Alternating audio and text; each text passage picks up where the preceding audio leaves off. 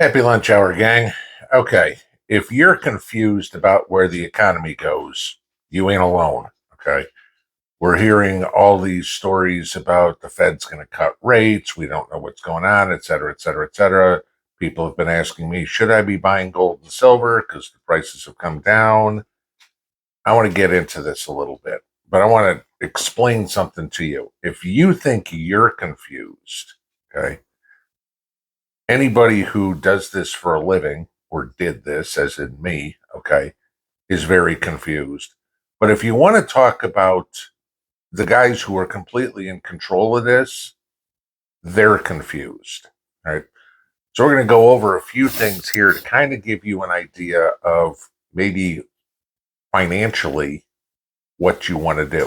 And again, I'm not giving anybody financial advice. I'm telling you what my opinions are and what I'm doing. Whether you agree with me or not, that's up to you.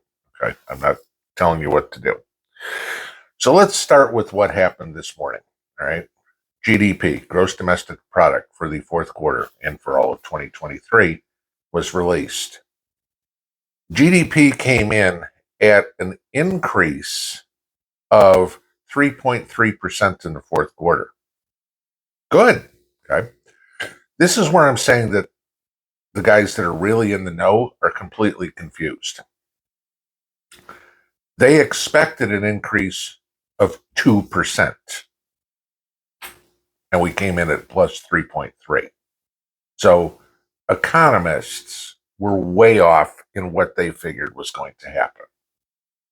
But you and I are expected to know, you know, and politicians who don't know the difference between caliber and capacity certainly don't understand it, but they're going to come out and tell you all this crazy crap, right?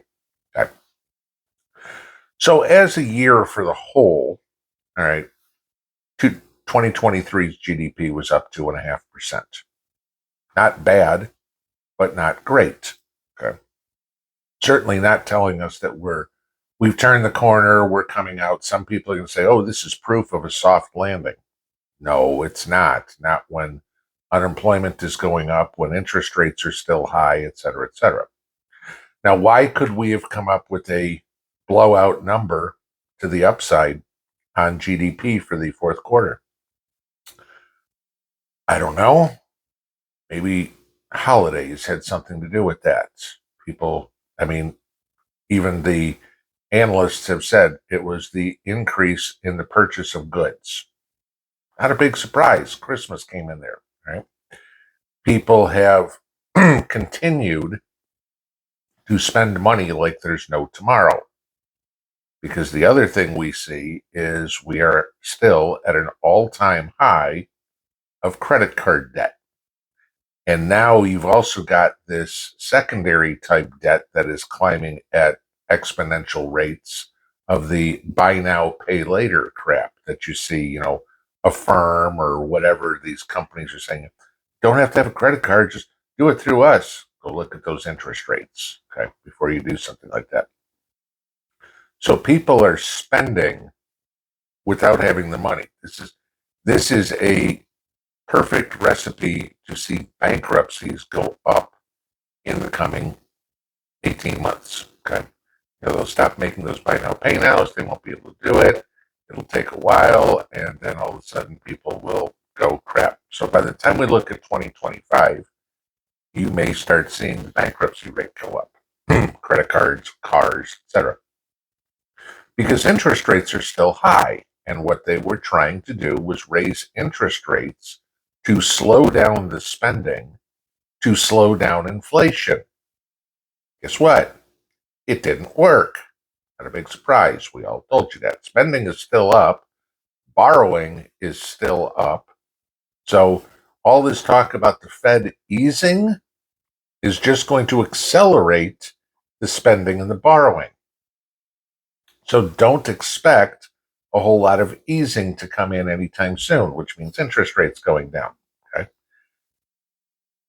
To give you this, as much as everybody's whining about it, interest rates now are pretty close to historical norms. Okay. You know, 7% mortgage, that sort of stuff. Yeah. Okay. So what do you do with your money?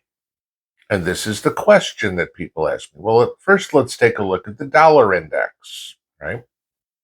And again, if you guys have watched me enough, you know what the dollar index is.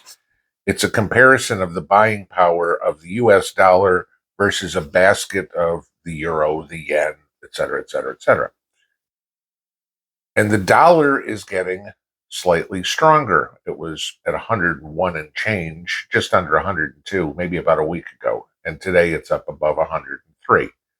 So the dollar is getting a little bit stronger, which of course means in comparison, those other currencies, the euro, the yen, whatever, are getting a little bit weaker. And it's a combination of both, okay? Is that a good thing? Yeah, if we live here, a stronger dollar is good for us. And I've explained to you guys in the past what a strong dollar means for prices, what a weak dollar means for prices. I'm not going to get into all that again. You can go back and watch those videos. But so the dollar is getting a little stronger, which means, okay, people are maybe a little bit better holding cash. So let's take a look at what alternative safe investments you have. Cash is up about 2% this year, okay, so far for the year. Gold is down 2% for the year. Silver is down 3% for the year. And just to throw it out there for all those people that go, hey, Bitcoin's the greatest thing since sliced bread, Bitcoin's down over 6% this year. Okay. So regardless of these ETFs and everything, I'm personally going to still stand on my pedestal and say Bitcoin is for fools. So is all crypto. If you want to throw money away, go buy crypto. If you disagree with me, that's fine. Okay. But the power goes out and you don't own any crypto. You have no access to it. You lose your password, you're done. Okay. But whatever. So then where do you put your money? If right now, if in the first 3 weeks of the year, 3.5 weeks of the year, the best place to be is in cash, let's take a look at that. All right. So a lot of people asked me over the last couple of years what to do. And for the longest time, I was telling everybody, look at 6 to 9 month CDs. That was your sweet spot. Turns out I was right. Okay. Because now you look at the, if you will, the yield curve. The best place you are getting a return in a CD is a 1 month CD. On average, which you're not saying not on average, the best ones out there right now, you can get about 5.3% on a 1 month CD. 3 month will get you about 5.25. 6 months gets you just over 5. You go after 9 months, you're now at 4.8. Between 9 months and 18 months, about 4.85. Okay. 2 years, you're getting 4.5. 3 years, you're getting 4.2. 4 years, you're getting 4.1. 5 years, you're getting 4. Okay. So you can see the yield curve did this. It went spike and down. What does that mean? The banks are expecting interest rates to go down. So they're not, sure, you can go lock in for 4.1% for a 4-year CD. Okay? You can, no problem. The banks are expecting the rates to go down, so they're not paying as much out on longer term CDs. However, the indicators out there based on the dollar, the GDP, et cetera, says the spending, says we're probably better off staying where we are here at historical norms. Now, to give you this, I have a savings account, like probably most everybody else. I'm getting right now, and I checked this morning, variable rate on a savings account. You all know that. 4.35% interest on my savings account. Not bad. Okay.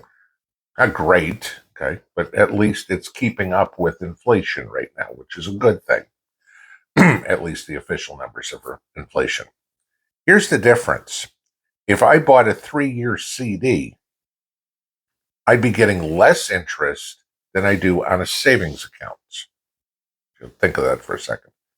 That CD, I'd park that money and I couldn't touch it for 3 years. My savings account, I can take it out today if I want to. I can take it out tomorrow. Liquid. And I'm getting paid a better rate on it. Now, can I lock in that 4.35 in a savings account? No. Could I lock it in buying a 3-year CD? Yes. So now the play is, where do you put it? And again, I'm going to back down on what my theory on this is and say, if you're looking at CDs, no longer than 6 months. Okay. No more 9-month stuff. That's where you're starting to see a real tip. Sure, you're getting less on a 6-month CD than you are on a 1-month CD, but interest for 1 month, remember, was it 5.3% on a 1-month CD? You don't get paid 5.3% for 1 month. That's 5.3% annualized. So you're getting 1/12 of the 5.3%, right? So what does that be? 0.4% on your money is what you'll earn in a month. Just saying. So do I buy gold and silver? Okay. And people have asked me this, is it the right time to buy gold and silver? Maybe. That's the best I can tell you at this point. We are really in a flex period with gold and silver right now. Okay. Gold's floating somewhere right around $2,020. Okay. Silver is floating somewhere right around $23, thereabouts. Okay. Obviously the price is changing constantly, so that's where they are. Here's the catch. Depending on what the Fed does, depending on what the economy does, depending on what the dollar does, you have downside on gold right now to about 1940, and you have upside on gold to about 2170. That's how much this can change depending on what the Fed does. So, you're looking at what, $55 less an ounce or $150 more an ounce. Okay. Are we on a weaker trend right now? Yes. Would I be jumping on gold right now? No, I may dip my toes in if we break below 2000. Okay. That would be where I'd look at it. Silver, what are we looking on silver? Around 23. I might dip my toe in if it gets around 2175. Silver could go down to about 1950. Just giving you that. Okay. The upside on silver, depending on what happens right now, yeah, okay, that could be feasibly up around $27. So again, we're on the lower side. On a risk-reward type deal for your money, there's more reward on the upside than there is risk on the downside. This is why I say maybe. Are you going to pick the bottom? No, don't try. Okay. All the people that'll tell you, gee, I bought in at the bottom and I sold at the top are lying to you. Okay. Nobody ever does that. I guarantee you there's nobody out there who's still holding Bitcoin at 6 cents. There's nobody that bought Bitcoin at 6 cents a coin and sold it at $60,000. It just didn't have 6 cents a coin. Crap, it went to 2,000. I'm rich. And they left $58,000 to the upside. Okay. Just say it. So don't ever listen to people that say that. Would I buy here? No, I'm still going to be patient and wait. Would I sell here? Absolutely not. Unless it's an emergency and you need it. But you look at the dollar index, okay, and this is what's going to be the key for gold and silver. We're at 103 and change. Dollar index could go down as low as 90, may go back up to 115, okay? So again, we're kind of in the middle. This is a real flux place. So right now, cash is king. And again, I wouldn't make any bets on anything big right now.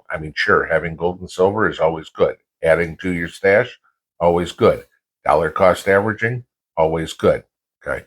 But as the spending keeps happening, the groceries keep going up. Mrs. P and I just came back from the grocery store this morning. I don't even want to get into it. Yeah, over $200, and I think we bought 3 packs of chicken. That was all the meat we bought. Okay, so the rest, milk, eggs, that sort of crap that you have to get.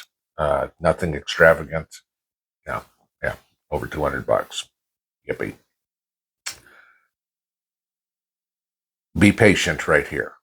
If you want to wait, yeah, I wouldn't go out far. Remember, we still have all those calls that say the economy falls apart at the end of the second quarter, beginning of the third quarter. We have an election coming up. So you know that all the puppets that work for Joe Biden are going to do whatever they can to try to make it look good.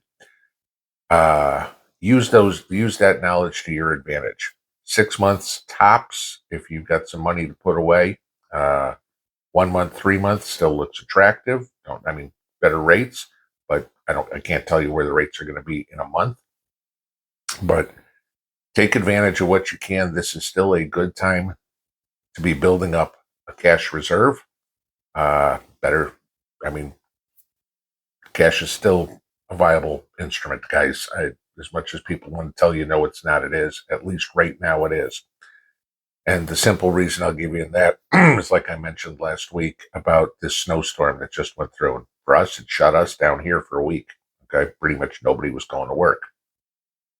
All those people that didn't go to work also didn't get paid for that week. It's going to be interesting to see what happens next week when rent's due. And people go, well, I didn't work a week. I didn't have any income. This is why you need to have cash put away. So right now, here January 25th, I'd say a good place to be is cash. Don't be buying anything just yet. Just hang tight. I'll let you know when I see some signals that it's time to jump. But all the sales pitches you get, hey, we've got silver on sale, we've got gold on sale. Remember this. Those companies are out to make money too, right? So they see probably more than we see. When you put the numbers together, you can figure all this out. Cash is king, at least in January 2024. Well out.